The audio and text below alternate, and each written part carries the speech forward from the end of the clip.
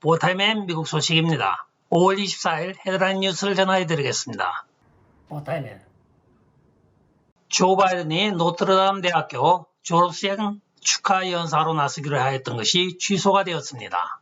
조 바이든은 5월 23일 일요일 노트르담 대학교에 전통적으로 해왔던 대통령의 졸업생에 대한 축하 연설을 하기로 예정이 되어 있었으나 졸업생과 재학생 및 동문 4,300명이 조 바이든 대통령 초대하는 것을 거부하기로 청원을 하였습니다. 그 이유는 낙태 및 동성애 지지, 종교 자유의 억압, 교회 가르침에 위배되는 여러가지 행정명령과 사립 기독교 대학들은 생물학적 남성과 여성이 같이 샤워를 할 수 있도록 허용해야 한다고 행정명령을 내렸습니다. 그래서 이번 연설은 지미 듄이라고 하는 노트르담 대학교 재무담당 이사가 하였습니다. 국민들이 원하는 대통령과 국민들이 원하지 않는 대통령에 이렇게 확연한 차이가 나타나고 있습니다. 팍스뉴스와 브래드 셜먼 의원 간의 인터뷰 내용을 전해드리겠습니다. 브래드 의원은 캘리포니아 30지구 하원 의원으로 오늘 팍스뉴스와의 인터뷰에서 이스라엘과 하마스 간의 지속적인 분쟁에서 이스라엘을 지지하지 않는 것은 중동의 역사와 이스라엘의 역사를 모르는 짓이라고 동료 민주당원들에 대하여 비난을 하였습니다. 여기에 이스라엘 역사와 중동 분쟁의 역사라고 하는 것은 성경에 기반한 모든 중동 지방의 이스라엘과 중동의 역사를 말하는 것입니다. 또한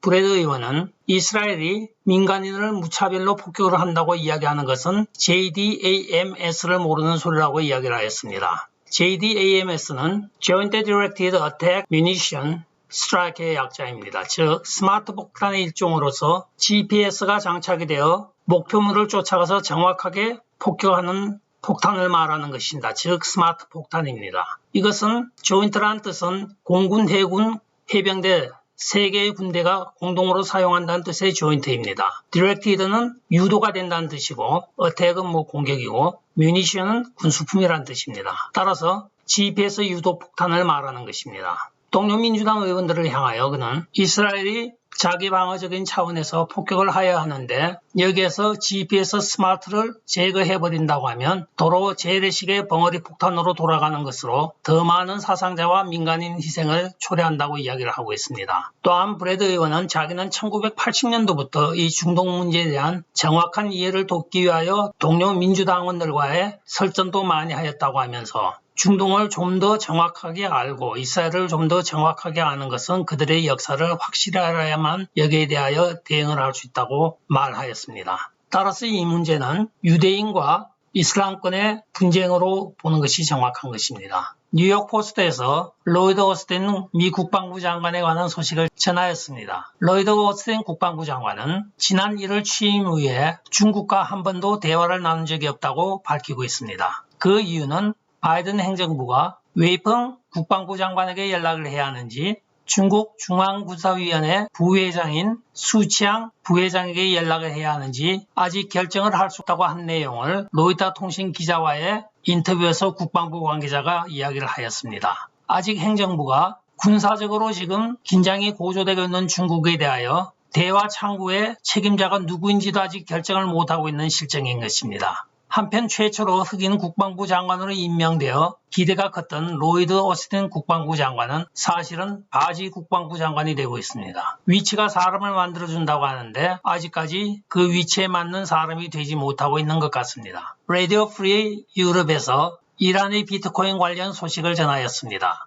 이란에서 최근에 전 세계 비트코인의 4.5%에 해당하는 금액을 채굴하고 있는 것으로 밝혀졌습니다. 도널드 트럼프 대통령 때 이란의 석유 수출에 대한 제재가 있었습니다. 이에 이란의 금융경제가 마비가 된 상태에서 이들이 중국과 화폐 계획을 시도하였으나 그것도 솔레이마니 제거로 인하여 여의치 않게 되었습니다.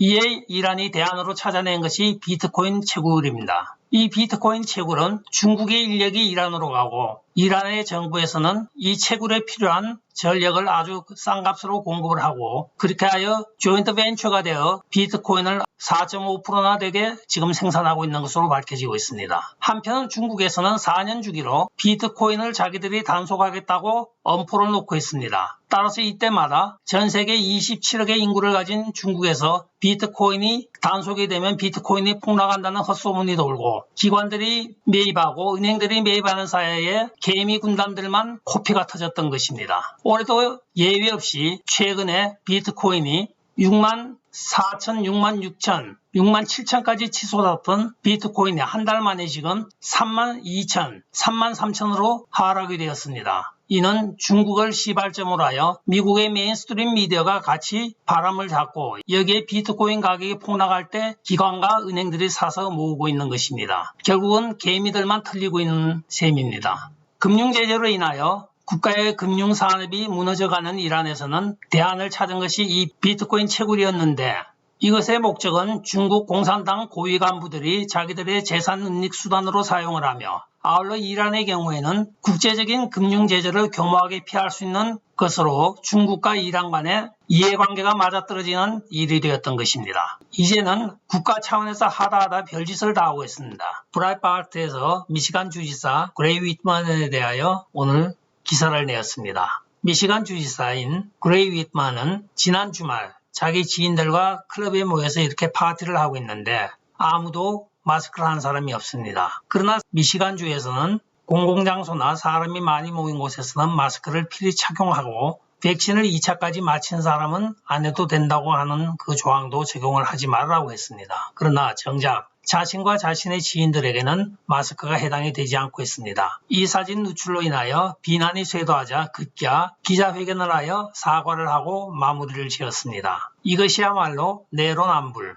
주지사의 갑질입니다. PGA 역사상 가장 고령의 챔피언이 나왔습니다. 필 마이클슨이 23일 일요일 PGA에서 우승을 차지하였습니다. 이는 역대 PGA 투어 챔피언의 나이를 볼 때 48세가 최고령으로 기록이 되어 있었으며 이번에 50세가 된 필 마이클슨이 그 기록을 갈아치운 것입니다. 한편 이 필 마이클슨은 1990년대 초반서부터 2000년대까지 그린을 누볐습니다. 탁월한 기량과 정교한 샷으로 명성을 날렸으나 우승은 거리가 멀었습니다. 왜냐하면 그 앞에 항상 타이거 우즈가 버티고 있었습니다. 그래야 항상 2등을 함으로써 한동안은 별명이 만년 2등이라는 별명까지 있었으나 오늘 컴백과 함께 우승을 차지하여 아주 기쁜 소식을 저도 듣고 있습니다. 축하합니다. 마이클슨. 끝까지 시청해 주셔서 감사합니다. 좋아요, 구독, 알림 그리고 공유 부탁드리고 댓글 많이 부탁드리겠습니다. 안녕히 계십시오. 바이.